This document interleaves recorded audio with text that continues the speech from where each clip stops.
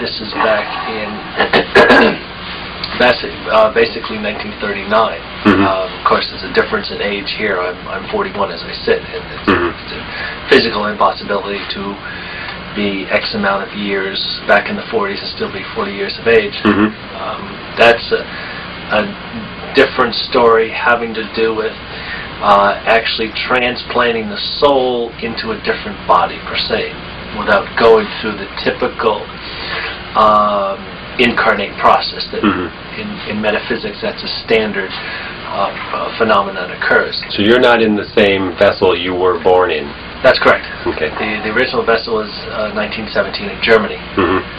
Al was born in 1818 or 16. Something like that. Something, I forget whatever time that was. Yeah, we were volunteered. For reasons. Was your father in the service? He was in the Navy for a number of years. Was in and out of the Navy and Coast Guard, auxiliary Coast Guard, and Al has a picture of him which I question. Mostly I question because I don't recall. I'm not saying it's not valid. Just my own recall, I don't have a connection with this picture that he is training the crew of the Eldridge up in Groton, Connecticut, I think it is. Somewhere up in there. Coast Guard Academy. Oh, yes? But that is in with your father's photographs. Sure. So it could very well be valid, I just don't recall it myself. He's another kind of interesting story in the sense that he was connected almost worldwide for reasons not really known, other than that he grew up in money, and there was money in the family to do sort of as he pleased. Getting back a little bit to the Philadelphia process, some of my information comes through trance, and it's part of the mind which I'm told that will not lie, whatever that means. This is according to psychological and the psychologists and the psychiatrists' form of identification. Under trance, I came up with something or had access to information saying that during this Philadelphia process there were 3 UFOs that I saw in my sighting, in looking up in my esoteric view of things, that were around the area at the time. And one of them was actually pulled in as this whole phenomenon of energy started to move and ended up in what's typical as a vortex pattern, a swirling type of energetic like a cone. Yeah, it could be. Black holes is somewhat a little different, but it's that sense of. And actually got pulled in and ended up in Montauk. And through the number of years, it actually did evolve and basically started to appear in its infancy. What did we figure? Early 50s or something like that. Oh, it was 60s. Early 50s. Okay, well, between early 50s and early 60s. And then started to materialize. And of course, there's some interest and speculation saying that this is partially why that the base was of interest, and all these buildings were built around it and such, and that through the years it actually came to fruition. And so that's part of Al Felix, who Al co-authored a book with Rod Steiger? Brad Steiger. Rod Steiger. Brad Steiger, sure.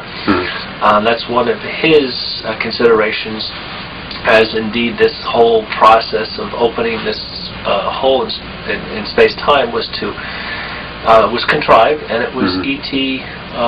considered, and this is what they directed the scientists to come up with this drop-dead date of August 12, 1943, to have this experimentation, and it had to be fired up and done at this particular time. And of course that, some of Preston's work, he has correlated this August 12th runs in a 20-year cycle, a biorhythmic cycle of the Earth, where there is a peaking out of this information, sort of like a resonance. And that goes along, all these bits of information seem to hold together. Let's see, right. So, How about in the aspect of the experiments that dealt in mind manipulation? I mean, to what extent were you, what was your involvement in that? well, recently I've come to kind of an understanding and settling that the process of this connection, certainly metaphysics, time is all connected. The past, present, future is interconnected. And those people who can access it more than the typical sense that everyone does, or psychic or sensitive or have capabilities out of the norm. There's an electromagnetic connection. Sure. Yeah.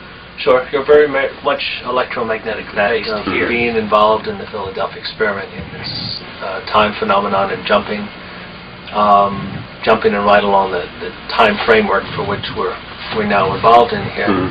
I would have the potential capabilities to do the psychic work on a bigger potential than most people would. So coming from the 40s into the 80s, and then having to process one of the times that for some reason I lost my time reference, and the body aged very dramatically and ended up for some reason back in the 60s. For reasons, I guess it makes sense. We figured within that 20-year cycle of 43, 63, 83. And curiously enough, there's all sorts of tests that Preston has where he and I can validate consideration of things that I do know and figure as a reference of sort. In the early 60s, I don't identify with much of everything. It goes along with the half a dozen or 5 or 6 different memories I have before the age of 13. That are all different? Or Sorry? what? No, it's just basic memories of childhood that are just not there for reasons not known. Okay. But the process of what Preston earlier spoke about, these random thought processes that occurred in different aspects of time, as with the can of beer, it would be a natural phenomenon for the psyche, which had been actually exposed to the esoteric in a broader way than most people, to almost play, go out, take a job and just see what happens, put it out, as in the supposedly the evolution of the human spirit to go into these different realms, which the human spirit does have a natural connection to, all these alternate and the timeline and stuff. But to, given a work duty, just kind of do it on almost an experimental, the creation aspect of it without being contained, and therefore the kind of the advent of the time experiments, which ended up in certainly the mundane to the phenomenon of going and jumping planets and moving into different time zones, of which, as I say, it's a natural occurrence that everyone has, and that we haven't realized. Everyone does. Yeah. The human spirit is so very connected. And supposedly that's some of the interests of the ET groups, that the human spirit that we're evolving in this process has such a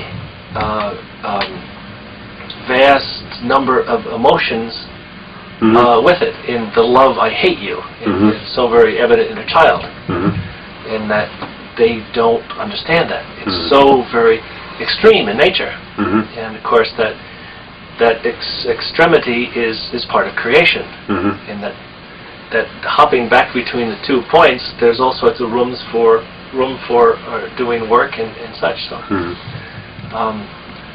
one of the unusual characteristics in this jumping in time and seeing where the particular special interest groups, and that's basically what Montauk was about, very specialized interest groups within the government, outside, finding a way to accentuate and to gear and maneuver their own sense of for whatever their agenda is.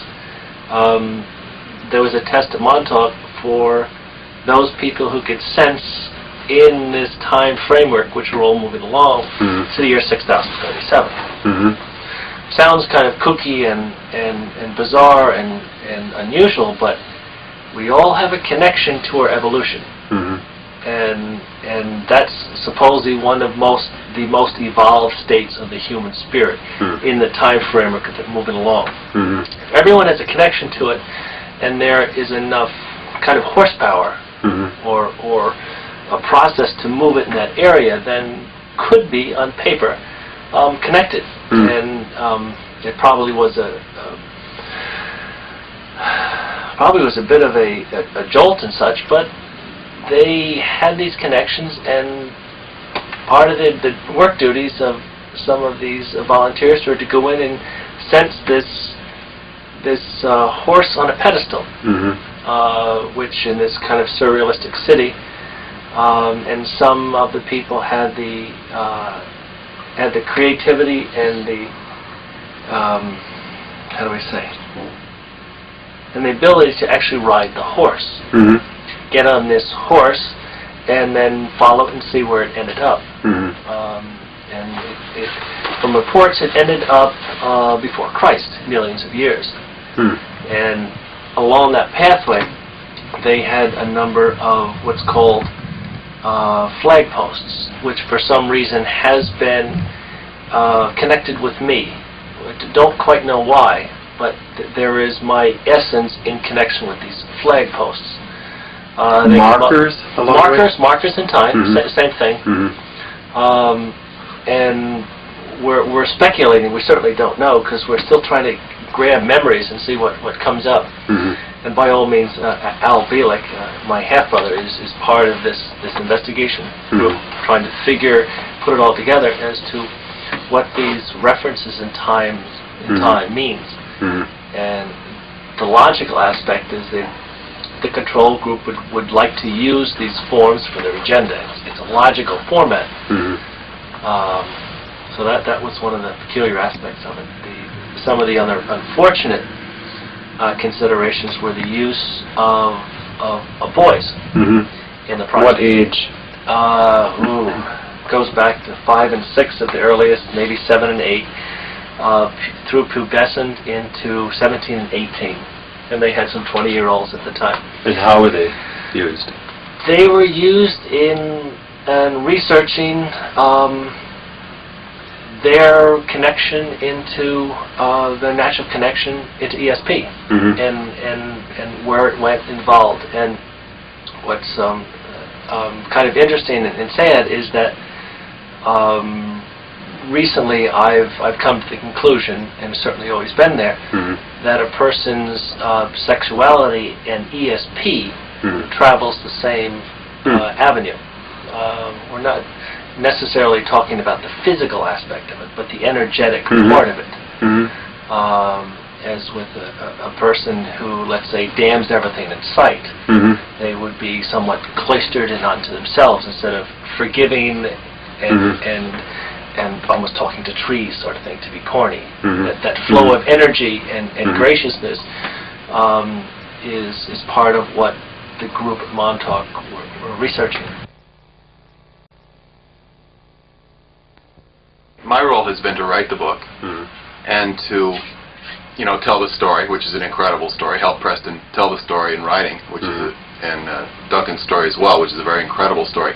Now, there's also the role of verifying what they say, as is humanly possible, and in addition to that, finding out, what other strange, what is an objective look at this story. And a lot of the information is not easy to objectivize, for the simple reason that much of it comes from witnesses that Preston has interviewed for a period of over, something like 10 years or something like that, and strange experiences, and he's not perhaps chronicled them as, he's not a journalist, he's an investigator and a, paranormal engineer. Now, I think what some of the interesting things are that are an objective look is that there's been at least 3 eyewitness accounts of stealth airplanes hovering over the Montauk base, actually hovering without making any noise. A hovercraft would make a substantial amount of noise. This would appear to be some sort of anti-gravity specifically a stealth? Stealth airplanes. The size of the B-bomber, or does it have any connection to the boomerang style? I don't know enough about the different types of stealth, Yeah. but